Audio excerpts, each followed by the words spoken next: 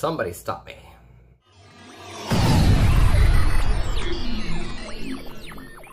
Son of the Mask is a 2005 family comedy starring Jamie Kennedy as Tim Avery, an aspiring cartoonist who finds himself in a predicament when his dog stumbles upon the mask of Loki. Then, after conceiving an infant son born of the mask, he discovers just how loony child raising can be.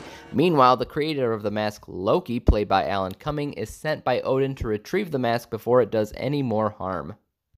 Son of the Mask.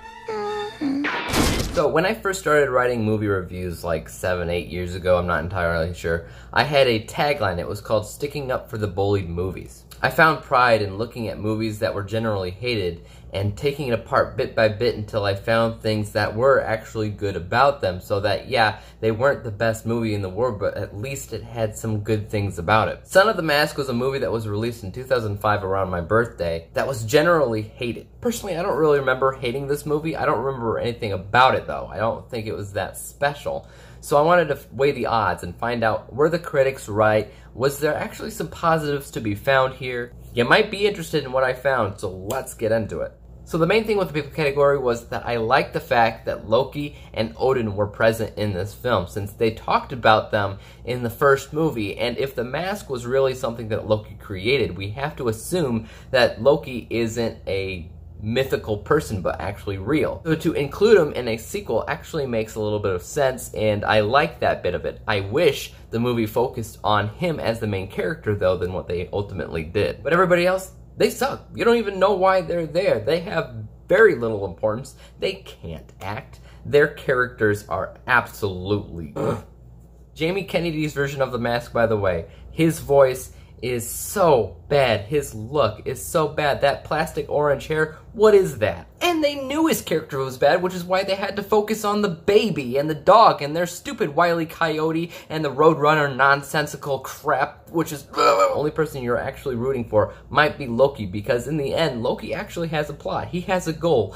The movie centers around him, which I will get into a little bit more in the writing category. But as it is, the people category gets 6 out of 20 possible stars. Now let's talk about literary narrative for a second. Not narrative arc per se, but literary narrative. So we're talking about protagonists, antagonists, things like that. The only protagonist in this movie is actually Loki. Literary protagonist is somebody who moves the plot of the story further. They are following the central story goal. They are for the resolution of that conflict. The overall conflict in this movie is the mask, right? The mask is wreaking havoc. Odin wants it to go away, so he sends Loki to take care of that because it's Loki's mask. He made the bed. He has to take care of it. So Loki's entire story revolves around finding the mask. Not necessarily the baby in this movie, but the mask. So he finds the mask to take it away, right? That's his entire story. The problem with that is there is no literary antagonist. Jamie Kennedy is not an antagonist. Jamie Kennedy plays the main character. The main character does not always have to be the protagonist. The main character is just somebody that the audience relates to. For the most part, a movie focuses on a hero, which is a combination of a main character and a protagonist. It's almost always the case. But sometimes, just sometimes, they split apart. And in this case, it split apart. The protagonist was Loki. The main character was Jamie Kennedy, and there was no antagonist. Because Jamie Kennedy isn't against the plan of Loki. He doesn't care. He's all about the baby.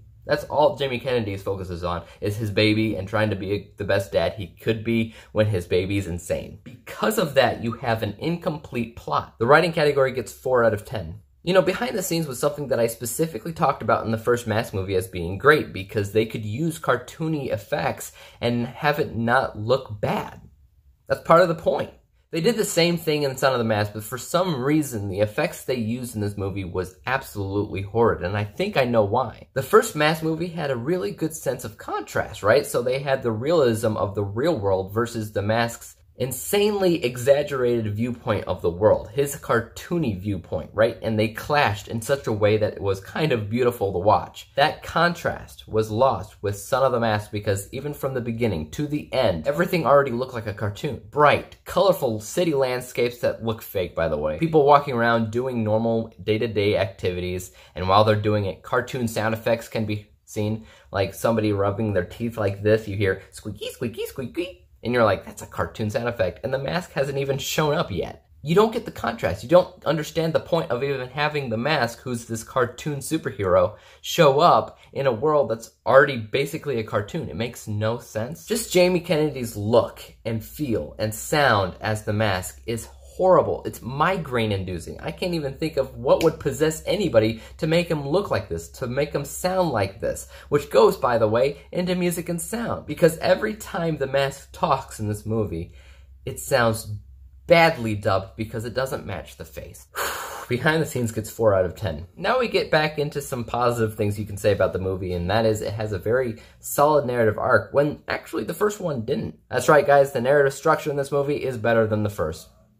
I said it. There's a good introduction to all these characters and the world around them and what's going on. There's an inciting incident, which is basically when the child is conceived. There is obstacles, obviously, like I said before. There is a story goal in mind. There is a plot of what Loki is going for, so there are things in the way of having him get there. So there are obstacles. The climax, there's a culminating event by the end that feels bigger than everything else. And there's a falling action that calms down and returns to a new sense of norm. 10 out of 10 for the narrative arc. As far as the entertainment is considered, I'm sure you've heard the term, there's no such thing as bad advertising. The only thing that I scored points here is the impulse to talk about or recommend. I'm not going to recommend it, but I would talk about it. I would discuss it because there are things in there that are discussion worthy. Absolutely. They're just not going to be discussed with praise. They're going to be discussed with disgust. The impulse to talk isn't about talking about things in a good light. It's just the impulse to talk about something in general, regardless of the fact that you're going to talk about it with disgust. So this gets half points. Everything else, though, no points. I probably won't rewatch this movie again. Probably. I don't want to, but it could come up again, I guess. But I'm just gonna say no points for that. I had no fun while watching this movie. No good time. No good times. I have no impulse to buy it or own it. And when I think about engaging or riveting, I ask myself, does it feel like I can't pause it, or can't look away, or can't use the bathroom because I'm gonna miss something, fun, interesting, important, something like that. I wanted to pause it, I wanted to stop it, which is the opposite of what you want from. So 0 points there. 1 out of 10 possible stars for entertainment. For the specialty category, what do you expect to find out of Son of the Mask? Well, it is a Mask movie. It is a sequel to The Mask, so you probably expect to find something in here that brings that nostalgia back, that makes you feel like, yes, this is The Mask. Even though Jim Carrey's not there, is there something else in this movie that makes me feel like this is what I wanted to see? While the tribal mask is there and Ben Stein is there, that's really the only things I can say about it that makes it feel like The Mask. I mean, sure, you put the thing on, your face turns green, but that's not really what The Mask is all about. What if you're watching the movie on a black and white TV? There's a lot of things that define what The Mask is to a lot of different people, and The Son of the Mask just never hits on those points, ever. 0 out of 10. As a sequel, is it something that people wanted to see, and did it add anything new? Weirdly enough, on a technical level, it did both. After The Mask was made in 1994, there was news that a Mask 2 was going to be made pretty much immediately after, but it never happened. People were gearing up to see it. People were entering contests to enter the set of The Mask 2. So people were already ingrained with the idea that there's going to be a Mask 2, and they were gearing up to see it when The Mask 2 eventually happened. So yes, they wanted to see it. Secondly, does it add anything new? Technically speaking, the baby is the new bit, because the baby was born of the mask, right? So it has all of these abilities that it's finding out it has. That's new. When it comes down to sequels, it was something that people were looking for, and it did add something new. I'm gonna give this 10 out of 10, weirdly enough. As a comedy, is it funny? So I had to be the judge, jury, and executioner here because I watched this with my son, who actually laughed while watching the movie. He actually liked it. But he is 3. He laughs at everything. I do not. Comedy is a subjective thing, and it's really hard to rate. The only thing you can really do is take a look at how the first Mask operated and how they did comedy, and look at how this one does, because technically speaking, this is a direct sequel, or at least it should be seen as one. And the comedy itself is very different. It's very childish. It tries so hard to get laughs that it pulls off all these disservice to the fans of the first one, and that's just not funny to me. So I'm going to give this 0 out of 10. Halfway decent. Did they make the movie they intended to make from the get-go? That's a very, very difficult thing for me to answer, because it's hard to see what they were going for since the entire thing feels like it's garbage. If I were to make this movie, I'd probably focus solely on Loki as the main character and protagonist. However, what if the filmmakers already did that?